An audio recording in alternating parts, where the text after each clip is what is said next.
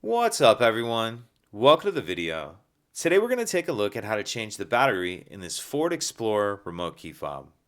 This Ford Explorer remote key fob is going to use replacement battery CR2450, and I'll put a link in the description box of this video to where you can find these replacement batteries if you're in need. So the first thing I'm going to do in order to change this battery is grab the key fob and remove the emergency key that's in the bottom of it. That's done by pressing this release right here that my thumb's on, and the emergency key will pull out like that.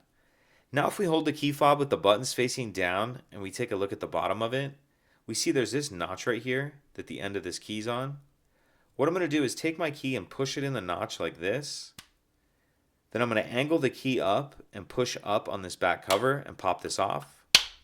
And that can take a good amount of pressure to pop that off.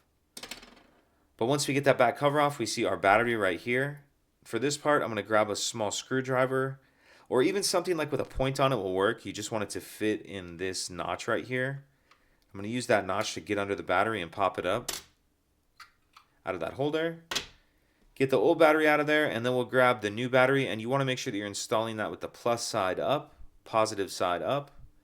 And I'm going to kind of tuck this edge in first, this outer edge like that, and then snap it down into place. Then I'll grab this back cover, and if we look right here on this cover, we see there's that little tab.